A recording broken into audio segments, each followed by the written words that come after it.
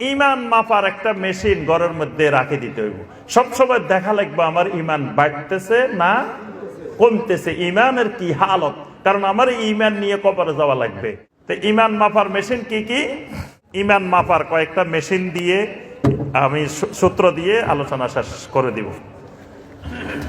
আপনার ইমানটা ঠিক আছে কিনা। ধরেন আপনি ডায়াবেটিস রোগী, তো এখন বাসায় বাসায় সবাই আমরা কি করি, সুগার মাপার মেশিন রাখি না? কারণ আপনার সুগার কোন সময় বাড়ি যায় কোন সময় কমে যায় দেখা লাগবে না? আচ্ছা, প্রেশারের রোগী, প্রেশার মাপার মেশিন একটা রাখতে হয়, মাপি দেখতে হয় প্রেশার বেড়ে গেছে না কমে গেছে। আপনি আমি যখন ইমানওয়ালা হব, ইমান মাপার একটা মেশিন ঘরের মধ্যে রাখে দিতে হইব। সবসময় দেখা লাগবে আমার ইমান বাড়তেছে না কমতেছে, ইমানের কি হালত, কারণ আমার ইমান নিয়ে কবরে যাওয়া লাগবে।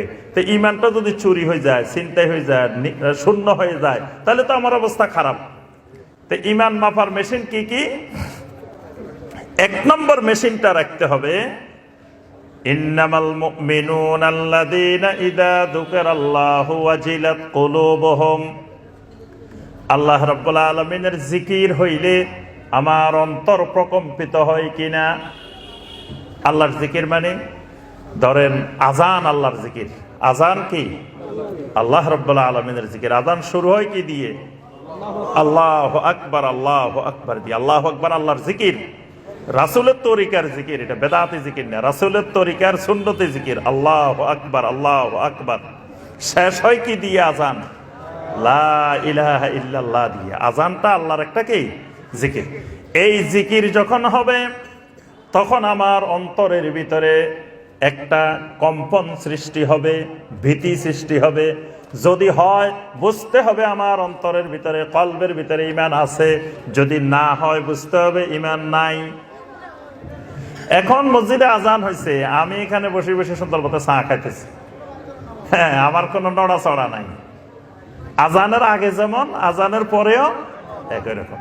এখানে মসজিদে আজান হয়ে গেছে, আমি ঠিক মতো বেচা কেনার কাজে ব্যস্ত আছি, আমার অন্তরে কোনো উপলব্ধি নেই, নড়াচড়া নেই। ফজরের সালাতের আজান হয়ে গেছে, আমার অন্তরে কোনো নড়াচড়া নাই। আমার কম্বল ফেলে দিয়ে, লেপ তোষক ফেলে দিয়ে লাফ মেরে উঠে যেতে হবে, কোনো উপলব্ধি নেই, অন্তরে নড়াচড়া নাই।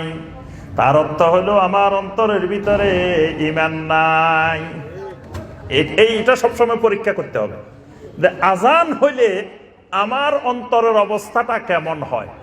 দেখবেন যারা নিয়মিত মুসল্লি, এরা আজান হইলে ছটফট ছটফট করতে থাকে, কতক্ষণে সালাতটা আদায় করে নিবে।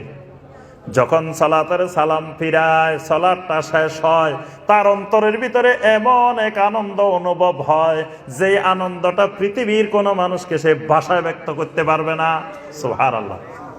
দেখবেন নামাজি ভাইয়েরা জানে যে সালাতটা যখন শেষ হয় কি এক আনন্দ লাগে মনের ভিতরে, যেটা আপনি ভাষায় দুনিয়ার কাউকে ব্যক্ত করে বুঝাইতে পারবেন না। তাহলে যেই মানুষটা আজান হয়ে গেল, সালাত হয়ে গেল, অন্তরে কোনো নড়াচড়া নাই, বুঝতে হবে তার ঈমানও নাই। 2 নম্বর, ওয়াইজা তুলিয়াত আলাইহিম আয়াতুহু যাদাতহুম ঈমানা। কোরআনে কারীমের তেলাওয়াত হইলে তার চোখে পানি আসে, ঈমান বেড়ে যায়। কোরআনের সাথে সম্পর্ক বৃদ্ধি করলে তার ঈমান বাড়ে। এখন দেখা গেছে কোরআনে কারীমের তেলাওয়াতও নাই, কোরআনে কারীমের ইলমও নাই, কোরআনে কারীমের আমলও নাই, বুঝতে হবে ঈমান ভেঙে গেছে। কোরআনের সাথে যার সম্পর্ক নাই তার ঈমানও নাই। কোরআনে কারীমের সাথে সম্পর্ক যত বাড়বে ঈমান তত বাড়বে। এখন দেখবেন আগে ঘরে ঘরে কোরআন তেলাওয়াত হইতো, এখন ঘরে ঘরে কোরআন তেলাওয়াত বন্ধ। কোরআন তেলাওয়াতের বদলে ঘরে ঘরে কত রকমের মোবাইল ঢুকছে, টেলিভিশন ঢুকছে, ল্যাপটপ ঢুকছে, ঢুকে এখানে এখন গান বাজনা চলতে থাকে, কোরআন তেলাওয়াত চলে না। ওই জায়গা দখল করছে এখন মা বোনদেরকে বিভিন্ন রং বেরঙ্গের টেলিভিশনের চ্যানেল, বিভিন্ন রং বেরঙ্গের মোবাইল, এগুলোর বিভিন্ন জিনিস ওই কোরআন তেলাওয়াতের জায়গা দখল করছে। কোরআন থেকে বিচ্ছিন্ন হয়ে গেছে মানুষ, নিজে তেলাওয়াতও করে না, বোঝারও চেষ্টা করে না, আমলও করে না। কোরআন বিমুখ জাতি। কোরআন হলো বরকতওয়ালা কিতাব। যেই ঘরে কোরআনের চর্চা যত বেশি, কোরআনের তেলাওয়াত যত বেশি, ওই ঘর হবে তত বেশি মোবারক। আর শয়তান ওই ঘরে থাকবে না। শয়তান ঘরে ঢুকে প্রথমে দলবল নিয়ে আসে, আসার পরে কতক্ষণ বসে রয়েছে দেখে যে এই ঘরের লোকেরা ঘরে ঢুকার সময় আল্লাহর জিকির করে করে ঢুকে। তো তখন শয়তান তার সঙ্গীদেরকে বলে লা মাবিতা লাকুম, কয় না খবর ভালো মনে হইতেছে না, এই ঘরের লোকেরা দেখি আল্লাহ জিকির করে করে ঢুকে, এই ঘরে তো থাকা যাবে না। তো সঙ্গীরা কয় একটু বসেন, দেখি আরো একটু অপেক্ষা করি, এত তাড়াতাড়ি যাইয়েন না। কতক্ষণ পরে দেখে যে এরা খাইতে বসছে, তখনও আল্লাহ জিকির করে, বিসমিল্লাহ বলে খায়। কয় লা মাবিতা লাকুম ওয়ালা আশা লাকুম, কাহার সর্বনাশ, কোন করে চলি আইছ, এই ঘরে থাকাও নাই খানাও নাই, কিচ্ছু নাই। তাহলে বাতেও মরতে হইব, শীতেও মরতে হইব, সবে মরতে হইব, তাড়াতাড়ি বাইরেও চলো।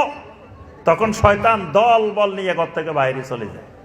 এখন দেখে এই ঘরের লোকদের কোনো জিকির আজকার ইবাদত বন্দেগী কিচ্ছু নাই, কয়েক নিরাপদ সুন্দর এক আশ্রয় পাইছে এই ঘরের মধ্যে, থাকাও আছে খানাও আছে সব আছে। তাহলে ঘরগুলাকে শয়তানের আড্ডা বানানো যাবে না, শয়তানকে বের করে ওই ঘরটা তাওহীদের ঘর, ঈমানের ঘর বানাইতে হবে।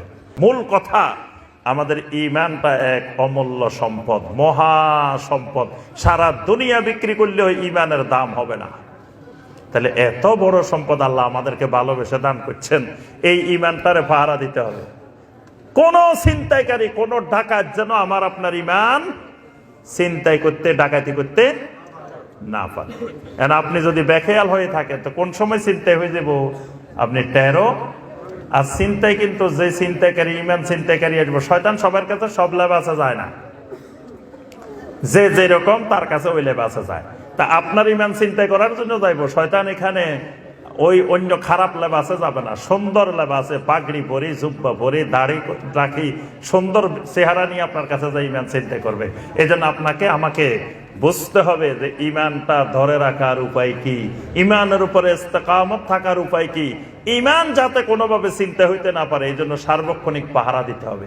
কারণ ঈমান নিয়ে কবরে গেলে জান্নাত, ঈমান ছাড়া কবরে গেলে জান্নাত পাওয়া যাবে না। আল্লাহ রাব্বুল আলামিন আমাদের সবাইকে ঈমান নিয়ে কবরে যাওয়ার তৌফিক দান করুন। আল্লাহ রাব্বুল আলামিন আমাদেরকে ঈমানের উপরে, তাওহীদের উপরে ইস্তেকামত রাখুন। আল্লাহ রাব্বুল আলামিন আজকের এই মুন্সিরহাট সালাফি ফাউন্ডেশনের ইসলামী কনফারেন্সকে আল্লাহ রাব্বুল আলামিন কবুল ও মঞ্জুর করে নিন। আল্লাহ রাব্বুল আলামিন এই এলাকাবাসীকে কবুল ও মঞ্জুর করে নিন। এই এলাকাটাকে আল্লাহ পাক শিরিক মুক্ত, বেদাত মুক্ত, কুফর মুক্ত এলাকা হিসেবে আল্লাহ পাক কবুল ও মঞ্জুর করে নিন।